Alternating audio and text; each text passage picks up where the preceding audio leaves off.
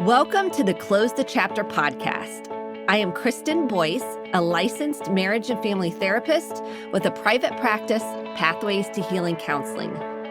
Through conversations, education, strategies, and shared stories, we will be closing the chapter on all the thoughts, feelings, people, and circumstances that don't serve you anymore and open the door to possibilities and the real you.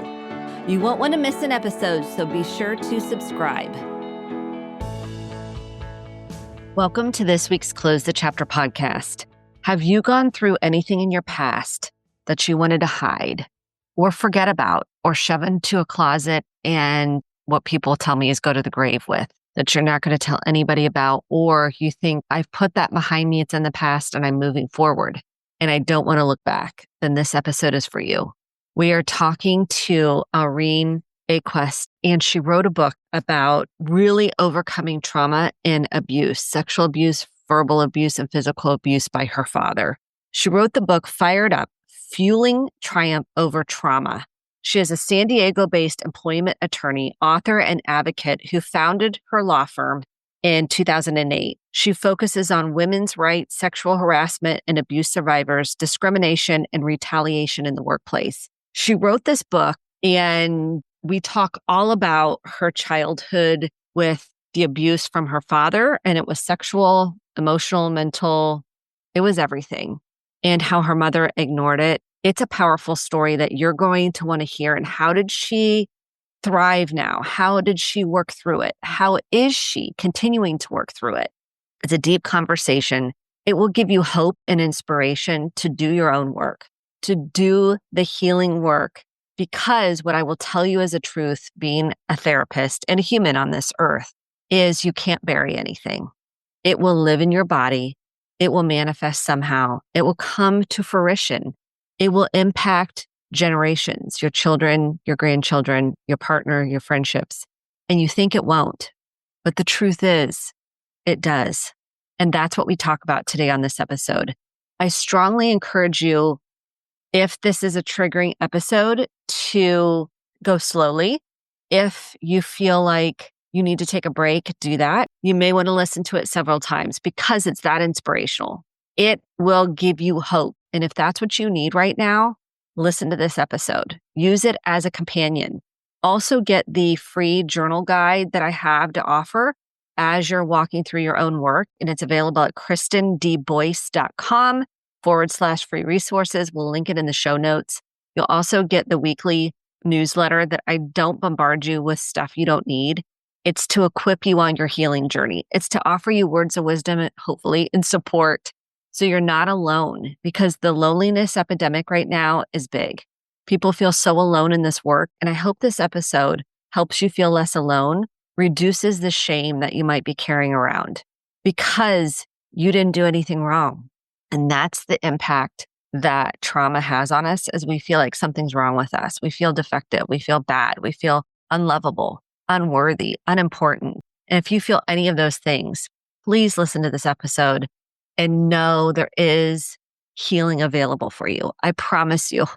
Don't give up. Keep going. Even when it's hard and you want to give up, or you think it's pointless, or you're not sure why you're doing it, you are going to lead to freedom and joy and more authenticity in your life and deeper connections. So doing your own work is imperative to the life you want. So here's my important conversation with Alreen. I hope it imprints to you the truth about who you are and that you can triumph over trauma. Welcome to this week's Close the Chapter podcast. I am so grateful you are here today for this important conversation. If you've been through anything in your past that you feel scared of bringing up, sharing with anyone, telling your story because you have a lot of shame, fear, maybe it brings up too much for you, I just want to hold tender space for this conversation, because my guest today has a story and she has worked through so much trauma. And her book, which I love the title, by the way, Fired Up, Fueling Triumph from Trauma. What a great title. So, Alreen, welcome to the Close the Chapter podcast. Thank you so much for having me. I'm excited to be here. Yes. Tell the audience a little bit about you and your journey into writing this book. Sure. So I am a managing partner of a law firm called Haeggquist and Eck. We're out here in San Diego, but we do cases across the state, primarily on behalf of women and women's rights. So women that have experienced sexual assault, sexual harassment, either in the workplace or by institutions. And we represent those women in cases. And our team, we are 8 lawyers and the team is about 20. And we're very passionate about this work. And one of the big things for me is I've really flipped the script, right? This is something that I experienced as a child. And now to be able to represent women that have experienced this themselves is a privilege and is the work that I really enjoy. So, how did I get here? I was abused by my father. And I think that's like the hardest part in the sense of this is a person that's supposed to be building you up and is supposed to be helping you along the way. And he was really tearing me down all growing. He was abusive in all the ways, right? He was emotionally abusive, he was psychologically abusive, he was physically abusive, and then he was sexually abusive. But growing up, I'm the youngest of 10 kids. I had my mom there. And while this is going on in the household, nobody is saying anything, right? And so you're growing up in an environment where essentially you think this is just how it is. This is how life is. This is how I'm supposed to grow up. And I really wanted somebody to be there to save me, especially my mom wanted her to say something, and she stayed silent throughout this whole time. And so I grew up very alone, very helpless. I was terrified as a child, but I had it in me. I didn't know it, but I had it in me that I wanted something different. And so as a child, I used to watch The Brady Bunch. And for people that are older, I think will know that show. I used to watch that show and I used to pretend I was one of the Bradys, right? I would put myself in. And that was really what I've learned now is like I was envisioning my life of the one that I wanted to have, something different than the way I was growing up. Throughout growing up, I didn't say anything. Nobody else was saying anything about what was going on in the household. I was suicidal. I attempted suicide at the age of 11 and then again when I was 16. And so when I look at an 11-year-old, I have a 13-year-old daughter now, like the concept of that, you're just like, wait, what? She could never be there. But that's where I was at. And it's so foreign to me now to look back and say that's what the place I was at. But that was how I was growing up. When I was about, I think in high school, like my sophomore year of high school, is when I learned about college and that I actually had a potential to go because I was always good at school in the sense that home life was terrible, but at school I was appreciated by the teachers because I was smart. It came naturally. And so it made me feel good about myself when I went to school and did well. And so I learned that I could go to college. And luckily, like there was people to help me figure out how to apply. What does that look like? Because there wasn't anybody in my family that had gone to college. So it's not like I had somebody to look up to. But that's when I learned, oh, I could get out of my house if I go to college. And so that's what I did. I figured out how to go to college. I focused on that and I moved out when I was 18. And that's, I would say, really when my healing journey started. I just didn't know it. It was something I left behind. And so probably for the next 10 years, I thought past is in the past. I've moved on. I've gotten out of this abusive home. I've gone to college. I've gone to law school. There's nothing to talk about. There's nothing to address. I don't need to acknowledge anything that happened to me when I was a kid, and I'm going to live my best life. Well, unfortunately, what I learned is that's just not how it works. I could push it as much as I wanted to. I could pretend like it never happened. I'm just going to ignore it, that I lived a completely different life growing up. But unfortunately, the trauma showed up in various ways. It showed up in my physical body. I suffered from ulcers. It showed up in the way I reacted towards people. I had a really short trigger switch in the sense that you could say something to me and completely benign, but it would snap something in me and I would get really angry and snap back. The person that I did it to the most was my husband, boyfriend at the time, husband later on. And I knew I wanted something different. I didn't want my physical ailments and I didn't want to be that way towards my husband. I know I wanted to be a better person than that. And when we got into couples therapy, we were having a rough patch in our relationship. One of the things that really shifted for me is in therapy, he said that he was terrified of me. And that really shook me to my core because I was the person that was terrified. I wasn't the scary one. And so it really allowed me to look at myself for the first time and where things were coming up. So that got me into therapy. The other kind of big thing, and I talk about what are reasons why you'd want to go down this path? But I had a daughter. So 13 years ago, I gave birth to my daughter, and her presence made me uncomfortable. Like there was all this talk about how motherhood was supposed to feel. And I understand I had some postpartum, but there was also a part of me that I couldn't feel comfortable in her space because I was so worried that what my dad did to me had passed on to me and that I was going to hurt her. I was going to do something to hurt her. And so it just made me uncomfortable in her presence. So the combination of how I was behaving with my husband, physical ailments, and then finally, like my daughter, I wanted to be just a totally different mom. And that's what got me into therapy. And therapy, I'm a big proponent of therapy. I think it was funny when I first went into my first session. I told the therapist, I'm like, hey, I'm going to talk to you about what happened to me when I was a child. I know that's something to do with what's going on right now. I'm trying to just be a better mom. I think if we have 4 sessions, I'll come to you every week for the next 4 weeks. And then I'm going to be on my way. I don't want to have you in my life after that. And I just want you to tell me what I need to do. I'm going to follow those steps and I will move on. And he laughed just like you are right now. Like, what are you talking about? That's not how it works. And I'll be seeing him later this week. So therapy was a big factor, a big proponent of it. I know it's hard to take that first step, but I think when your why becomes so strong and you want something else for yourself than what you're currently at, you're going to do it. You're going to figure out ways to get there. So that was like the first kind of modality that I was using consciously. Like I said, I was like envisioning my life, but I was unintentionally. But therapy was like the first intentional step I took on my healing journey. And do you remember how old was your daughter when you first entered therapy? She was a year old. She was a year old. You didn't want to hurt her like your Mhm. dad hurt you or you had been hurt as a child. Was there something that precipitated you saying, okay, I've got to work on this? So it was the fact that she was a baby and she would cry and it would literally make my skin crawl. And I wanted to be there for her. I wanted to be present there for her. And I just felt like I wasn't. So that was precipitating it. It was that I want to be able to enjoy my daughter and I want her to have a mom that can be there for her and see her and not be in my own uncomfortableness of whatever was going on in my mind. So that's really what was going on. I mean, she's a baby. She hasn't done anything, but having her naked and giving her a bath, like that was making me uncomfortable. And so it was that uncomfortability that I didn't want to project on her, pass on to her. I didn't want her to have generational trauma because of stuff that I hadn't dealt with. Good for you. I'm just like so many listeners. When you were saying you're like 4 sessions, give me the steps. I can think of so many clients that come in and are like, I just need the formula. Like, tell me what to do. I'll be the A+ student and Mhm. get an A+ in therapy. That's how I've gotten myself through this so far as kind of achievement in school. And yeah, give me the steps. And then Give I'll me the be steps, and I'm a rule follower. I can follow the rules like exactly. day, you know? Yes. I think I would unpack some things. One is, does your mom know? And how did you know that your mom knew? So at home, she could see it happening. She doesn't know that the sexual abuse is happening. It's not like she's in the room when that is occurring.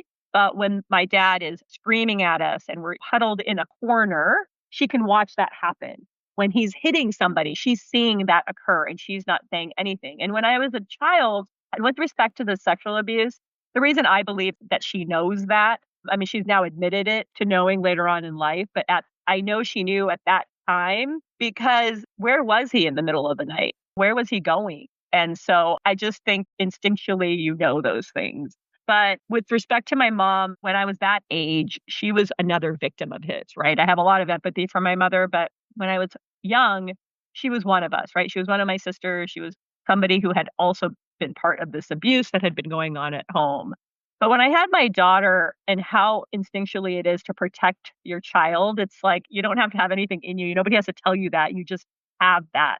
That's when I was angry at her for the first time of like, how did you not say anything or stop anything that was going on during that time? And then the empathetic part of me reminds myself that she was 17, she had an arranged marriage, Mm. and she wasn't given the thought that she could do something different than what she was doing. She was a victim of sexual abuse in a way at 17. Exactly. I mean, Exactly. she was perpetrated at the same time. Right. I Yeah. mean, at an early age. The way my mom describes it is she was like a goat. She was tied to her parents. Her parents untied her and tied her to my dad, right? And she was always taught, which is what she tried to instill in us, which is there's God, and after God, there's man, and after man, there's woman. So you're always having to abide, listen to whatever the man is telling you. And your job is really to serve that person and take care of him. I mean, my mom, I've had my career now for 23 years.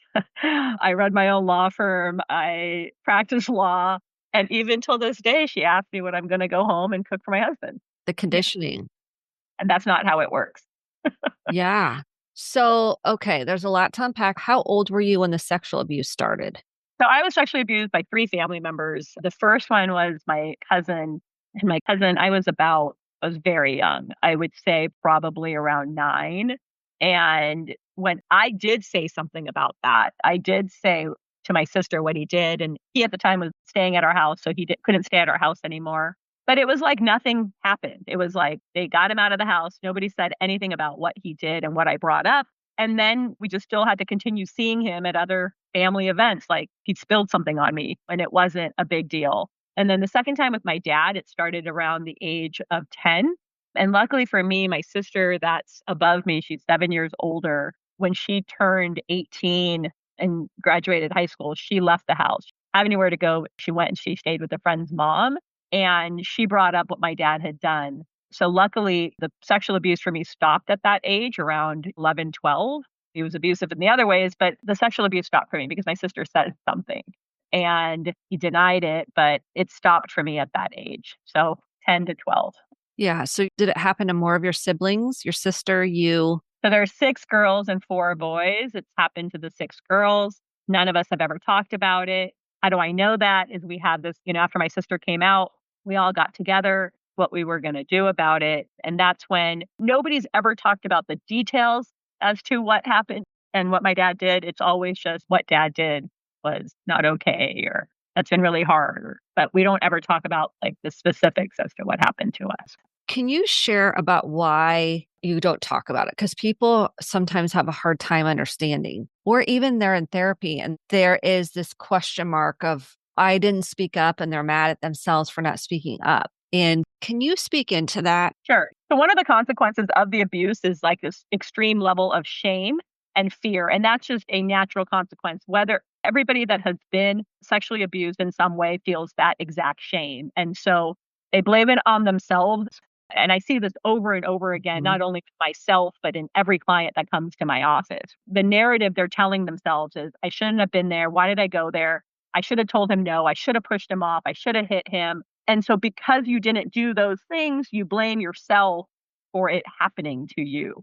And so like changing that, like it wasn't your fault and they should be ashamed of themselves for what they did, really takes a very long time. So I think that's why people don't speak out, is they are embarrassed of it. There's also this idea that you're all alone. So again, while this is happening to me, I don't realize it's happened to anybody else. Like, I think I am the problem, right? I told you I've had 3 family members. By the time it's happening the 3rd time, I think I'm the only one and I'm the problem. Why would this keep happening to me? I must be doing something. I'm the dirty one. And I think that's the same that happens to other women, is they feel so alone and so isolated and they can't talk about this. And that's why I'm such a proponent about stopping the silence. When you realize how prevalent this issue is, when you realize that 50% of women have been sexually assaulted, and that number I think is low because of I do too. underreporting. I do Yeah. too.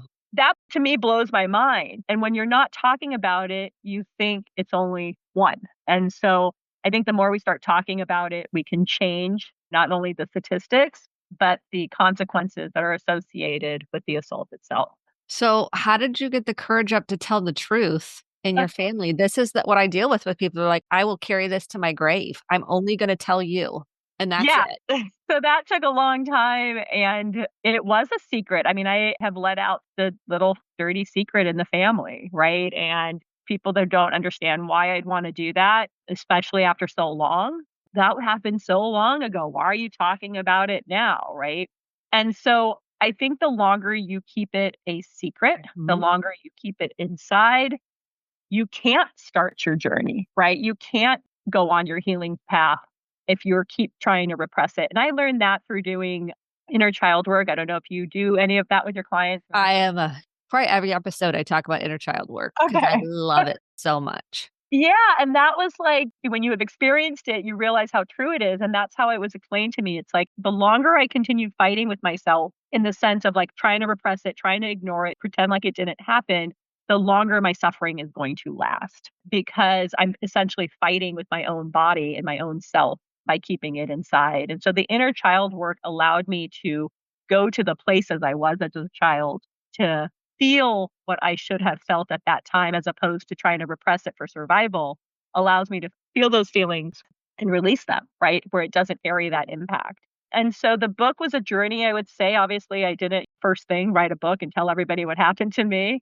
It started with the real simple step of journaling. Journaling was a big part. And that's like the first step of what I tell women when they don't want to say anything to anybody. They want to keep this a secret. At least get it out in a journal. You can burn the journal, you can tear it up, but at least get it out from your mind, right? That will help you take the next step in your healing journey. But the longer you keep it inside, the only person you're hurting is yourself. And you're really never going to be able to heal if you're not acknowledging what happened. So journaling came first. Second came I did a trial lawyers college and I'm a big wanting to, always be better for other people. So I did trial lawyers college. So I could be a better trial lawyer for my clients. And a part of trial lawyers college, you do what's called psychodrama. The whole idea being if you're not in touch with your own emotions, how are you going to talk about anybody else's emotions? And so you really have to get in touch with yourself. And so trial lawyers college was the first time I acknowledged what had happened to me, right? To say the words, I had been sexually abused by my father, right? Had never said that before. To be able to say that and not dying. People still wanted to talk to me. Like I didn't die. People were very supportive. And so just like that fear of everybody's going to reject me, Yes. nobody's going to believe me, and this will be awful when I do this thing, realizing that wasn't true, right? That was a narrative I had created in my mind. And then the other piece of it is really my clients. My clients come in every day. They have to tell me their story. And then if we file a public complaint, they have to put out publicly what happened to them. And then they have to be cross-examined about it. And so I thought they were so brave and what I have seen in them, right? When they come in and they're just like me, they feel very hopeless, very scared, think nobody's going to believe them, they're going to be rejected. And then when they know that's not true because of the experiences they had throughout the case, and at the end of it, leaving empowered and finding their voice, they showed me like how important it was. And so writing my book was really a way for me to show other people. It wasn't really a way for me to tell you this is how you will be better off for saying it than coming out in a book. And I didn't want to be a hypocrite anymore, right? Like all these women are coming forward and I myself said me too. So that really wanted me to let people know what it looks like and how important it is. And this was the way that I could make that happen. Did you tell your dad, hey, dad, I'm telling the story? Or did you just write the book? Because this My is the dad other has part. passed. Yeah, so he's not alive. Yeah, so that helped. But my mom is still alive. My mom, I feel like she kind of has been in the same way, right? She barely speaks English, and her method is to just ignore whatever's going on. So even though she knew I wrote a book, she's just like, we're not going to talk about it and we're just going to move on with our day. So I think it made it easier that the fact that my dad wasn't alive. I'm not sure how I would have handled it if he was alive. From how I am now going through this process, if he was alive right now, I would totally do it. And I think the way I would handle it is just being straight of like, yeah, what you did was horrible and I need to tell everybody. And I think he would have handled it in the exact same way that people who abuse you typically do. They deny it. Mhm. And so I think he would have done exactly that. Yeah. So, did you ever confront him before he died? Do you have any feelings about that? I think it did give you probably some permission to do it because he was gone. That makes Mhm. sense. Yep. And what do you feel that you didn't confront him? Are there feelings about that? There isn't because I kind of like I replayed in my head if I had confronted him, what would that have looked like? He would have gotten really angry. He might have gone off on me. He would have said it never happened, making us Mhm. ungrateful. He would call me all the names he would have called me, like I'm an ungrateful bitch or some other foul names that I won't say on air. And I think he would have just done that. And then I would have probably like said sorry and we would have moved on from it like it never happened. And that's what I think makes it difficult, and at least this is one of the things that I kinda worked through in therapy. My dad wasn't horrible every single day of my life. And I think that's always makes it tough is there are parts like I traveled with him. I talked to him about the news and current events. The man packed my lunch for me every day. We had dinner together. And so like you have those memories and they're not these awful memories. But then on the other side of it, he did horrible things to me that have left literally eternal consequences that I'm having to clean up and deal with. But I don't think I have regret for not confronting him. I think I've definitely played out what that would have looked like. I don't think it would have made a difference in my healing journey. I think I would still be in the same place needing to address it for myself. And that's why a lot of people ask me, like, oh, do you forgive him? And to me, it's like forgiveness has nothing to do with it. Even if he said sorry and I said, okay, I would still be in the same mess for what he did that I was at the time that I started therapy. Yeah, you said the words, there's eternal consequences for this type of abuse. I mean, for abuse in general. What do you think are the eternal consequences? I think the PTSD really does last, like, even despite the fact that I address my triggers, I deal with my triggers, I think it still comes up because as I move through life and I heal and I'm better off, things do come up. And I'm trying to think of an example, and it's primarily with my daughter. It's like as she develops, it comes up with her where I get really angry about something that has nothing to do with what she said or what she did. I think that's an eternal consequence. I think the eternal consequence of kind of like thinking of like the grief of the childhood that I never had. I definitely go through that same thing as I see my daughter, and I'm very happy for her, obviously, of the childhood she's living. But like looking at her and thinking of the childhood that I didn't have, or the parents I didn't have, or the relationships I didn't have, to me, that's an eternal consequence that I can never get back. I think the eternal consequence of wondering like what I could have done had I not had the abuse, where would I be? And that's kind of in that, I would say, like the self worth part of it, right? You do lack self worth that I think I would have had more of, or it would Mhm. have been faster to get here than it was because I was abused by my parents. And my mom, even though she wasn't the one abusing me, I think her silence was a form of abuse, right? And not saying anything to say, "Hey, that happened to you." And even till this day, right, my mom has never sat down with me and say, "Hey, that was really terrible. I'm sorry for not saying anything. This is where I was at. I didn't know how to say anything." Right? She doesn't have that capacity.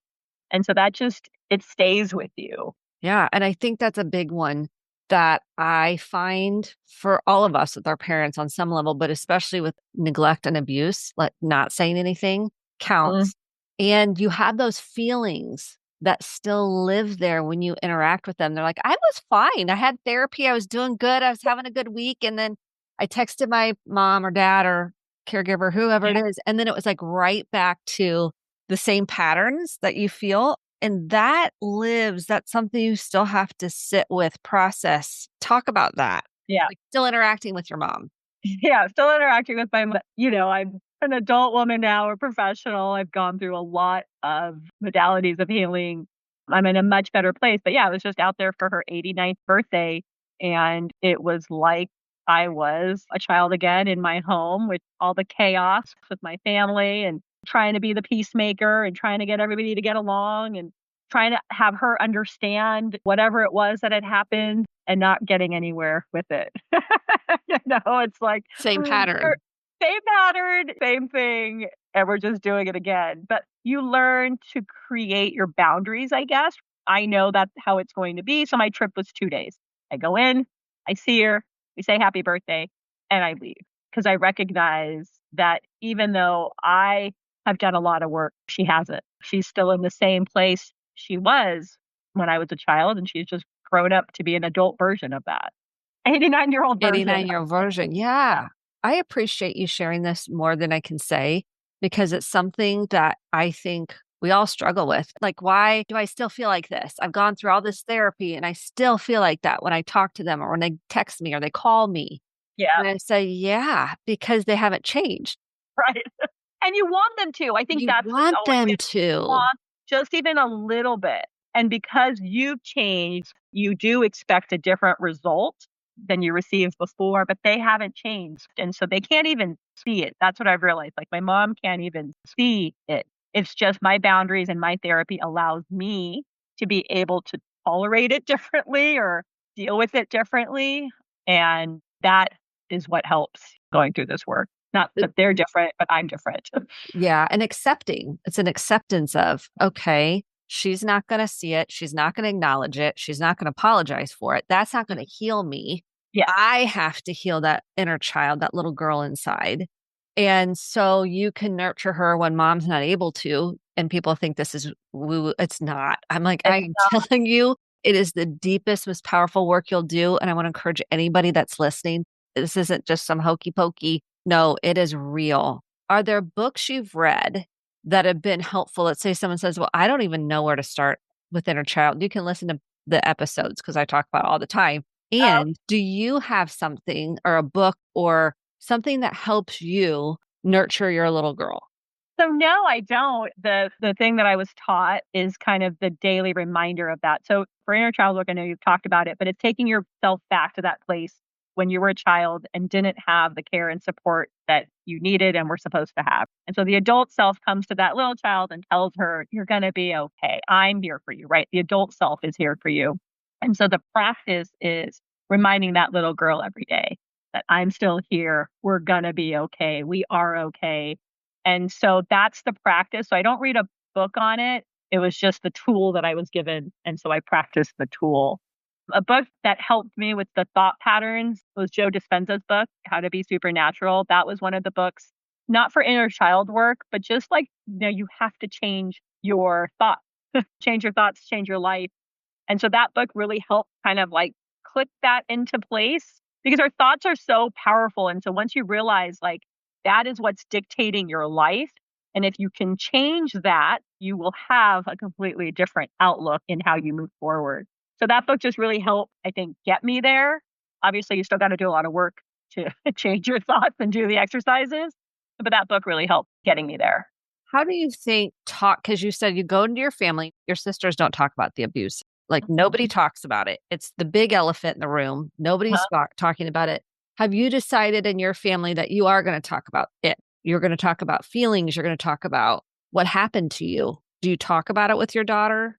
I talk about with my daughter, with my husband. Obviously, I go on these podcasts and I'm talking about it. And that's a big deal too. Even like coming out with and writing a book is very different than like verbalizing it and talking to someone one-on-one.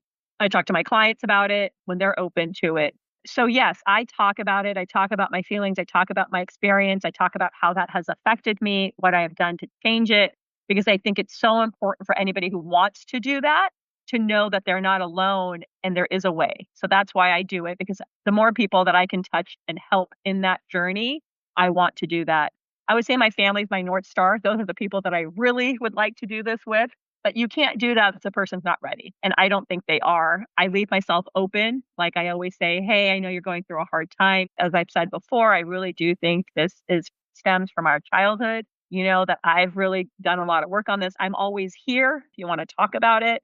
I'm always here if you want to take the first step and what that looks like. But if they're not wanting to talk about it, and if they are not open to wanting to talk about it, I definitely don't push it.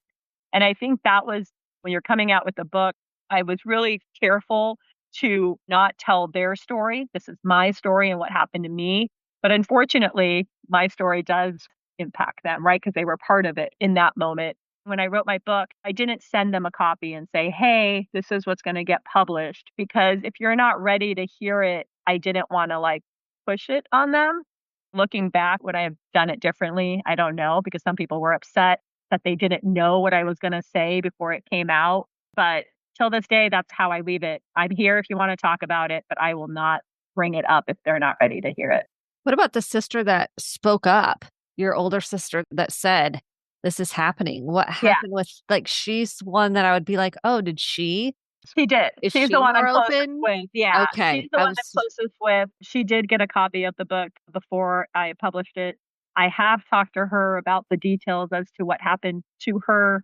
She obviously read it in my book. I didn't talk to her about what happened to me, but she read it. I've talked to her about what happened to her. And she's been super supportive throughout this whole time. She's really proud of me. And she's starting to take the first steps to this journey, right? On this healing journey. So that makes me feel really good. And that's the people that I've made my North Star of like, who am I trying to reach? Right. And it's exactly them. Like they've had tough experiences and they just need to figure out what to do about it. Yeah, that suppression and keeping it a secret. I've had people say, like I said, I was going to the grave with this. Yeah. And I never planned to tell anybody. Did you ever have that thought? Like, I'm never going to Oh, speak this. for sure. Because you think you don't need to, right? And then that belief system comes up. For me, it was, why would you say anything? You need to get over it. You're just being ungrateful. You went to college, you have a career, you have a husband, you have a kid. What do you need to dig up? What happened to you when you were 10 years old? Why would you need to bring that up? You need to get over it, get over yourself, and move on. Oh my Ah, gosh, so many clients have said that thing. And then some have said, I just want to put it all back away. I was better before I talked about it because they're in the middle of it. Do you ever feel like that? Like, oh, I wish I could just go back and just shove it back because this is stirring all this stuff up. for sure.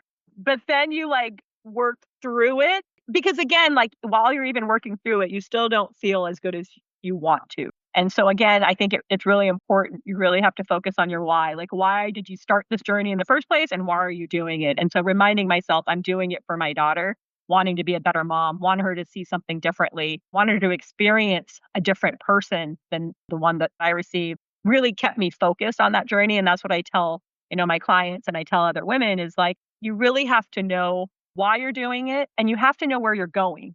Who is the person that you want to be? What is it that you're trying to feel? Where in this world do you see yourself? And if you keep focused on that vision, makes it easier as you're going through the crap. So yes, when you realize that pushing it down isn't working anymore, when it's coming up, it's part of the process.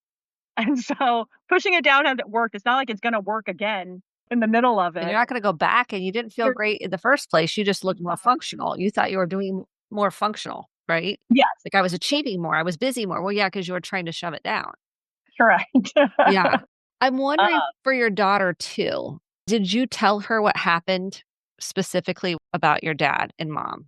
Nope, because it's not wasn't age appropriate. So now it's like there's always been like age appropriate. So when I was coming out with my book and some family members were upset with me and having to explain that to her, I've always just said, my dad wasn't very kind. He wasn't like your dad is. Didn't say nice words to me. He didn't treat me very well. And I told people about it. And some people aren't happy with me because I did that. So I kept it real basic, really vague. And most recently, this actually just happened, I would say a month ago. She asked me about it again.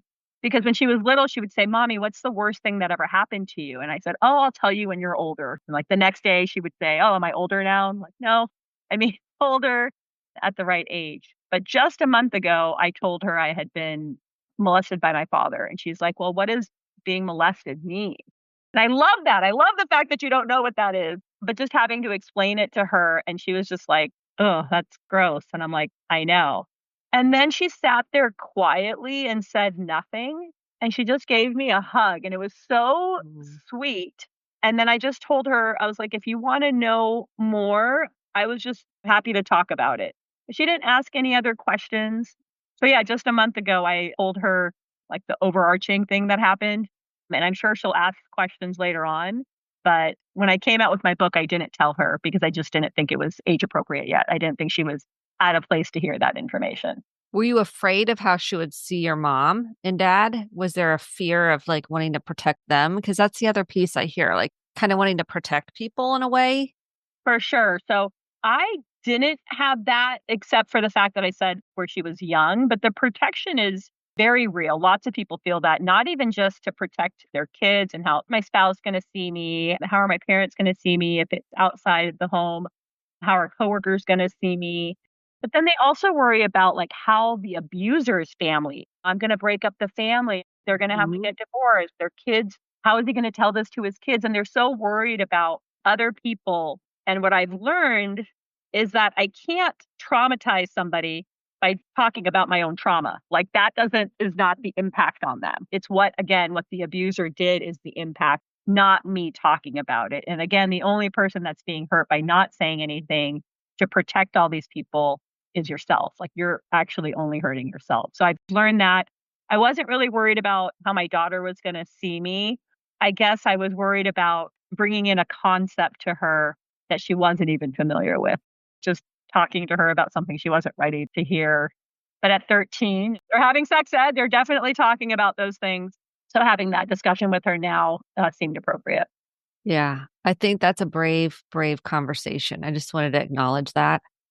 And that's part of breaking the generational cycle of secrets. And I think that's so much power in that when you're ready and the other person's ready, right? I mean, depending on the situation, it breaks something so profound that frees you and frees the system in such a big way. So I just wanted to acknowledge that and how brave that is and what a gift that is that she was ready, you were ready. It was that time.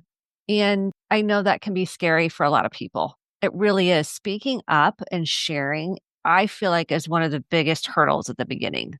I agree. And it's not all at once, but that's the only thing I can tell people is like, Mhm. I've seen it from myself and I've seen it from every client, countless women that have come in. Nobody ever says, oh, well, I wish I hadn't done that. No, it's the opposite. It's like all of this weight that you have carried for so long, little by little comes off of you. And I have just felt that even this past year of coming on podcasts and talking to people about what happened to me, the freedom of it is huge. And you don't realize how free you're going to feel, right? Because you've never had it. You don't know what this feels like. But then when you have it and you keep getting more of it, you want to continue, continue on that path. Yes. It becomes a high that you want to chase. It's an expansion of self. It's like it's hard to explain into words until you start doing it and practicing it with appropriate people. Exactly. It's an expansion of self and your body begins to relax. Body Right. The begins to lightness. change, the lightness of it. Is there anything we didn't talk about that you feel like is important to your story or this conversation of anyone listening?